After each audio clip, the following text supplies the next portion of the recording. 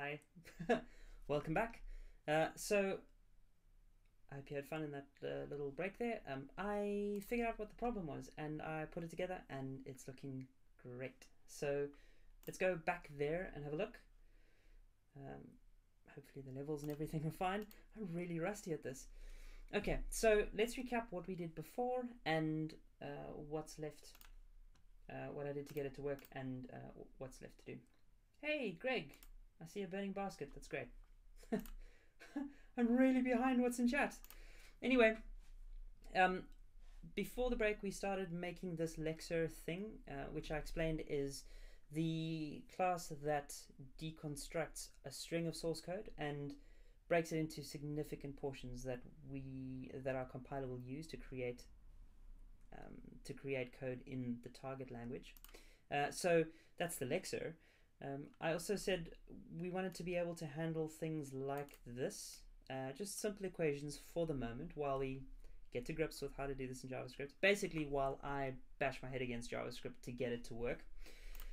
So I created a Lexer class and defined some patterns, so things for plus and numbers and whitespace. Then I had this analyze method, but actually turns out I didn't really need it. I could probably do something like, probably swap something like this. I'm actually just going to do the change right now and probably break my code. But anyway, do something like this. Okay, I wonder if this will work. I need to switch these tokens around as well. Basically, the analyze method was just proxying to another underlying method, which was recursively running, matching the patterns that we defined up here, and returning any leftover source code at the end. Now, hopefully this doesn't break everything. Yeah, okay, I've broken it. Let's give a default array there. I wonder why I didn't see that that burning basket there. What? Why did okay, that's interesting. I must close my one window. OBS got very OBS got very confused there with the chat window. That's why I didn't actually see this up here. Sorry about that. Yes, green screen. It's cool, eh, Greg? Anyway, run this. What was the error that we were getting? This match is not a function. This analyze. Clear, run.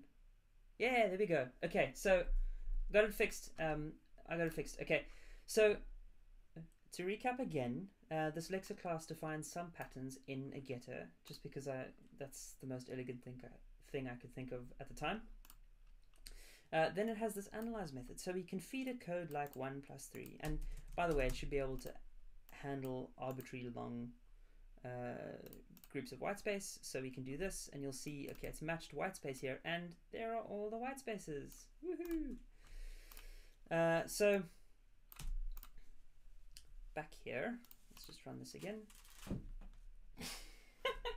Reality has shone through. As you can see, it's a very ghetto green screen. It's very ghetto. Okay, hopefully that doesn't fall over again. The analyze method loops through the patterns that we've defined, creates new regular expressions to match the beginning of the string of source code, and then checks for matches. If it finds matches, then it cuts that length of source code out from the main string that we're converting and pushes that significant piece into a tokens array. So the type of match it is, like a number or a whitespace or a plus, and the value that it matched, because it can match number, but this could be 5 or 7 or 10 or whatever. And then it just, if a match was found, it just goes again until no match is found. Basically until this is an empty string. If it's not, well, then there's some syntax in here that we don't have patterns for, that we don't know how to parse. So if we run it like this, we'll see, okay, we've got ×3 because this wasn't interpreted properly, but it matched the first number and the first whitespace.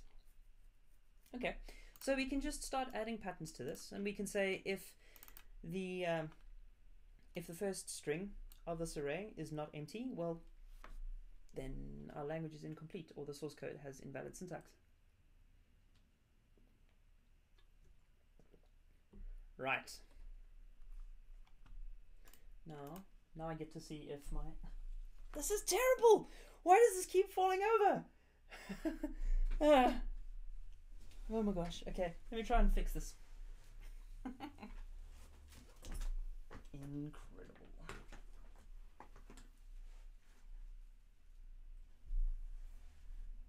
Okay. Oh my gosh. Does that work?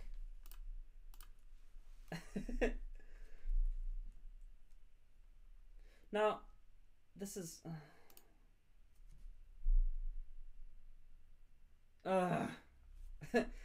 this is why I shouldn't take such long breaks between things. Do you want to see how I'm doing this chroma keying stuff here? This is hilarious. Background like that. There we go. Yay, transparent chat window. Okay, now back to this. Let's add some syntax for matching stars. So we'll call this plus, we'll call this times, and the thing that will match is just an asterisk. So now when we run this again, we should have everything we need. We can match a number, white space, times. There we go. That's pretty cool. What about brackets? Well, we want to be able to... Hey, Xandro. Oh, thanks. Now we want to be able to match brackets as well, because the very simple target language you've picked here, or source language that we've picked here, needs to be able to handle some kind of operator precedence. So how do we do that? We'll probably have to match left bracket and right bracket secondly, so I'll just call it left bracket, and the pattern for this will be something like that. Looks really confusing, but it's not as confusing to the compiler, or the lexer at least. Right, and so this will be like that. Now, we should still be able to run the language like we did before, but now we can do something like 5 plus. Now we should be able to do something like that. Pretty cool. Okay, so no source code left over, which means our lexer matched the whole syntax that we put in here. Left bracket, number, white space, plus, white space, number, right bracket, white space times, white space, number. Now, on its own, this isn't as cool. I mean, it's really cool that in like this little code we've managed to parse an arbitrary language, and that we can do even more interesting things like 6 plus whatever the result of this is, and it'll just parse. It'll just give significant portions of this. On its own, it's actually just recognizing significant parts of the language. It's not putting this together in some kind of hierarchy. So once you've got a lexer that parses the stuff, what you need is a parser. The parser will sometimes arrange in just like a kind of hierarchical array. Sometimes it'll arrange it in what's called an AST, or an abstract syntax tree, which is kind of an in-memory model of language. So these articles that I wrote, some of them had I showed both in different articles, so arranging just in a kind of array format to look something like this. So addition, and then, you know, these were operations. So addition was, you have your left operand and your right operand. And this was the first thing, to arrange it in an array. And then I took that just slightly further by arranging it in an AST. So giving new object instances for what these things are, and then being able to parse these down. I forget what the exact terminology is, but it's something like short step or whatever. Anyway, parse node we'll have a look, you know, we'll see, okay, well, In this array structure, this is an addition operation, so wrap it in a class that handles that kind of thing and parse each of the subnodes of that. And that's what does the recursive descent parsing that you need. And then you can parse the whole tree, which is pretty cool. So you can turn something like this into an instance of addition, which has a left operand and a right operand. And then the left operand is another instance of addition. So there, it parses this first, and then gets a value for this addition operation, and then does another addition operation. It's basically recursive descent parsing, which we can do just with normal JavaScript structures. So what I want to do is maybe just try and do a little bit of this. Okay. Let's see. Let's go back to the array stuff. So this parser arranges the flat list of tokens into a hierarchical structure. It ignores whitespace, just because it's not significant to us. It's actually just there for formatting.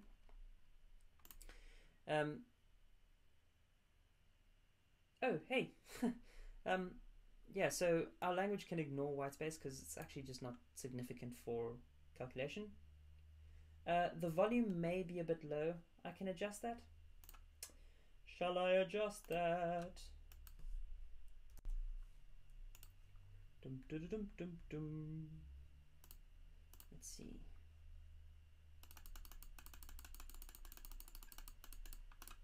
Okay, it should be quite a bit louder now. What's it like now? Is it still low? Is it a bit better? The verdict is out. Is not out. I await the verdict. What's the level like now? The mic's very far away from me because I don't want it to pick up all the clicks. But anyway. Okay, just turn it up for now. I'll watch the stream later and see. Whatever. Okay, so let's do this stuff. So beginning to arrange the stuff in hierarchical structures, we ignore the white space. Then our parser does some similar kind of recursive arrangement as what our lexer does.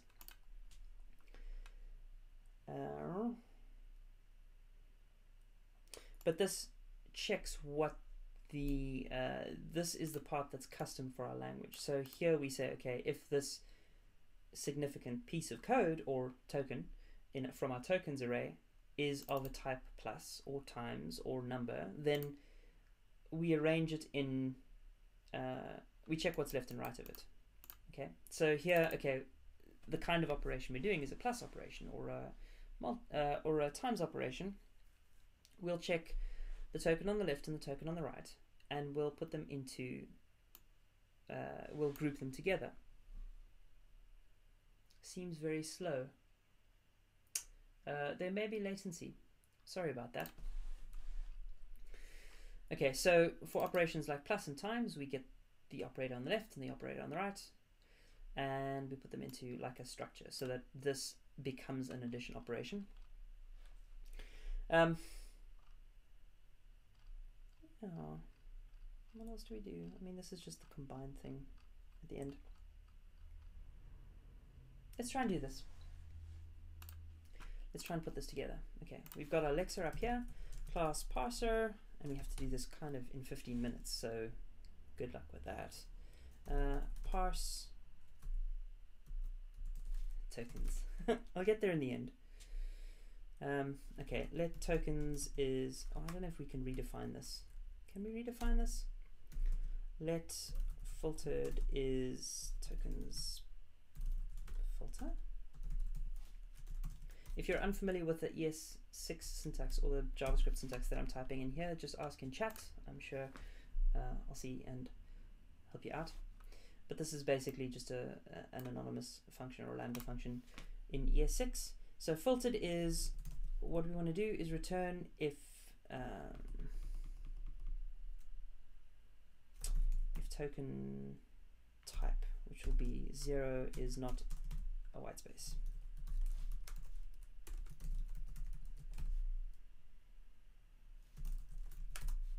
Okay. I'm just going to create a new parser instance and give it the tokens. In fact, I'll rename this to tokens.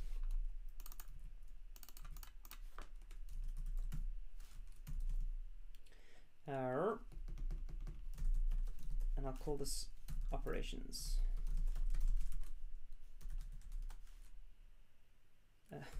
What am I doing? That's not supposed to be there. Oh, sorry about the delay. It's fine, because I'm not asking questions, so whatever. Just kidding. You can still ask questions. I'll get back to the code if I have to go back. Tokens. We want to show what the tokens are before they're parsed and what the operations are after they're parsed. Okay, so this is what we saw before. This is left bracket number white space. That's not actually doing anything different, to be honest. I don't have to do that there. Parser, parse, filter. Oh, that's right. Okay, so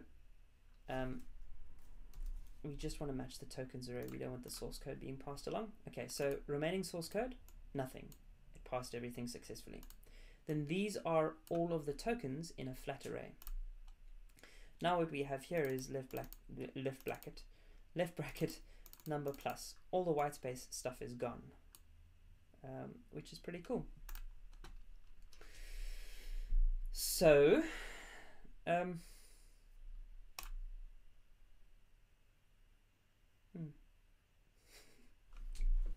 okay, so we're getting the white spaces filtered out there. For the moment, I actually just want to take these left and right brackets away, because they're going to confuse me quite a bit coming up. So we'll just say something like 1 plus 2. Okay, clear and run again. So we have everything passed, number, white space, plus white space, and then just number plus number. Okay, now we can get a little bit more tricky here. We can say for each tokens, I think is the operation here. Okay, so we create a pointer, and then okay.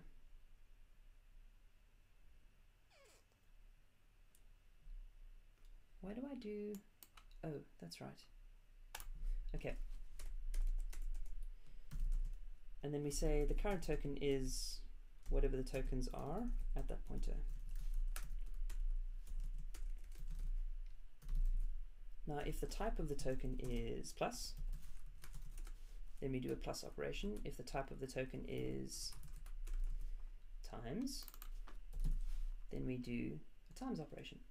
So here we start to build up what the language semantics can do.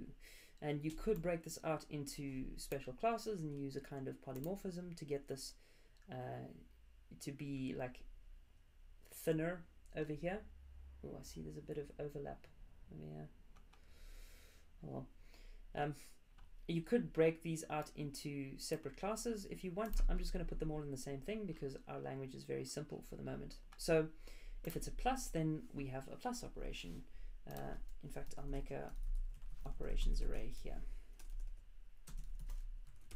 I'm glad the green screen hasn't fallen over yet, but anyway. Let operations, I'll put this up here because it's more important than the other things.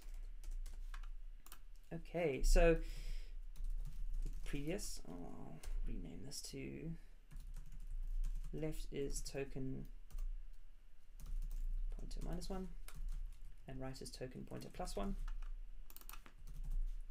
because we want to get on either side of the additional operation, right?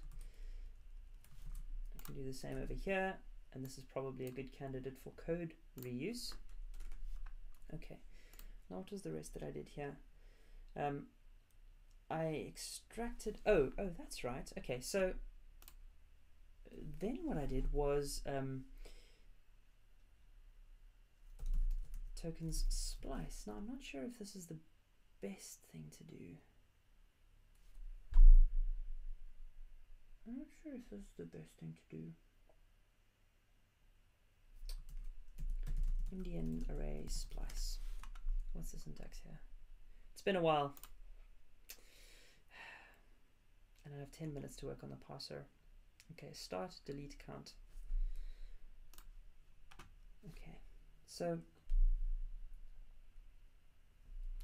splice will be pointer -1, delete count will be 3, and the new thing will be an addition type operation with a left and a right.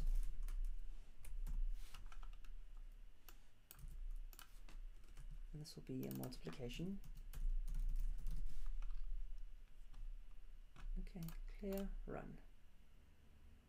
That didn't work. Return tokens, which means we can drop this. Operations, oops, clear, run.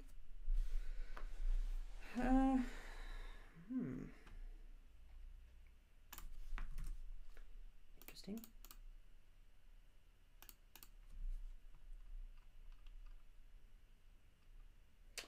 So parse, oh, I need to modify this array as well.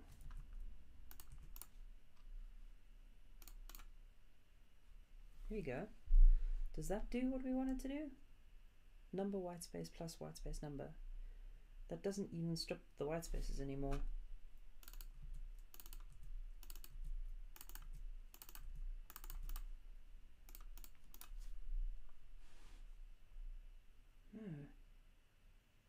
What is going on? That's better. Number plus number. But this isn't an addition thing yet. Indian splice. What does this return? Returns an array containing the deleted elements. Maybe we don't need to do that.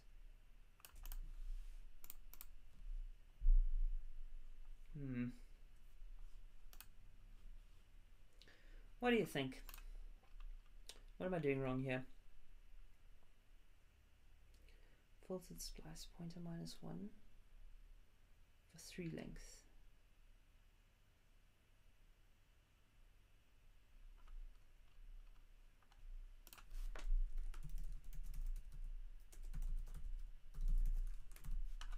Let's do that to see what the tokens are that we're getting.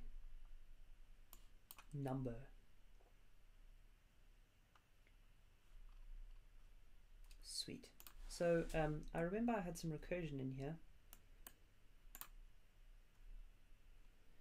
If that's less than the length of tokens,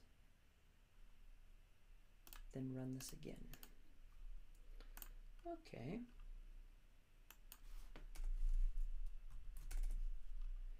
Okay, so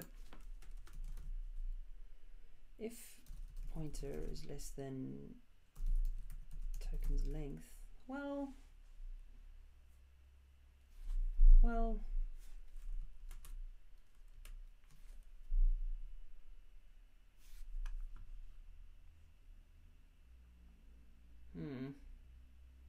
what do I want to do here? Do I want to say something like length times is -1, if times is -1, then times is tokens length.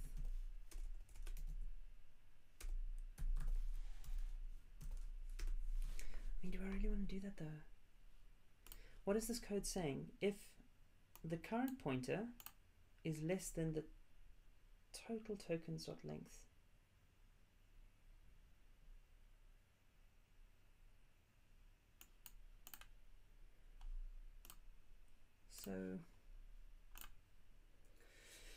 so I'm confused. That's the problem. I'm confused. Because what I had before was with the goto, I could say you don't run to a separate function to do this stuff. Just just keep going until you've gone through all the tokens, but I don't have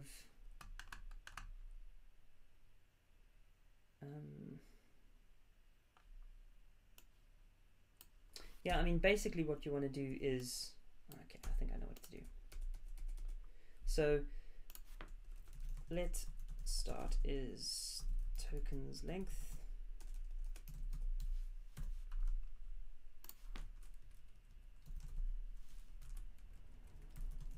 Let end is tokens length. I don't even have to do that. If, okay, see ya, is start is not equal to start, then return this parse.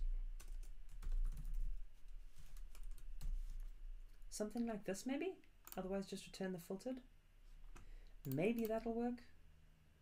No, it doesn't. Oh, thanks, Greg. Yeah. I've got some kinks to work out. This is great. And the green screen that falls over. Yeah, that's a class act right there. Okay, so I need to work out why this is broken. I'm not happy with it at the moment, but I'm happy with the progress that I made with Lexer, getting this converted nicely, and I kind of want to do the same. I kind of want to do the same elegant conversion of Parser, so I'll work on that and get back to it. I might continue with this stuff tomorrow because it's actually kind of fun. And actually, I have my first JavaScript conference I'm going to, where I need to talk a little bit about doing this stuff in JavaScript, which is one of the reasons I picked it up now, and we'll continue to work on it to do sort of a workshopy thing. I'm interested in extrapolating this out, so I was thinking maybe of looking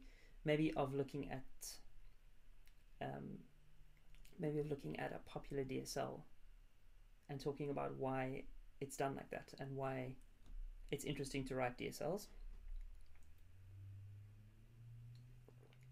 And then getting into the details of, well, if you had to parse this today, what would you do? How would you make a parser to do this? Start with a simple example, work up towards a more complex thing. Like if it's Puppet, for instance, work up to more complex Puppet syntax until I have a working parser, just with regular expressions and string matching and that kind of stuff. And then I thought it would be interesting to look at doing a similar thing in a parser expression grammar compiler generator. So going to somewhere like Peg.js and doing the parser expression grammar to parse the same thing, and that way looking at it from both sides. So this is what it looks like if you build the whole compiler yourself, and this is what it looks like if you have something else build a compiler and they do the same things, and that's great. So that's what I want to do. I may end up doing more of this stuff tomorrow, or I may do some PHP stuff tomorrow. You never know. I also may not do this exactly tomorrow, and this is what I was saying in the beginning. This used to be every day. It might not continue to be every day. And so the best way to find out when I am streaming is just to follow me on Twitch, and then you'll get an email alert when I start streaming. So if it's not tomorrow, it's probably going to be the same time as I started today, so about an hour ago in whatever time zone you're in. But if it's not tomorrow, it may be the next day, it may be the day after, and the easiest way to know is just to follow on Twitch, or to check on Twitter. I'm assertchris on Twitter as well, so if you follow either of those, you should get notified heavily when I stream, because I'll let you know. Anyway, thank you for being here. Thank you for putting up with me basically bashing my head against the wall and figuring out JavaScript stuff, and it was a lot of fun, and I learned quite a bit tonight. So yeah, so see you some other time. I'm going to put some music on and you can hang around for a bit. Okay, bye.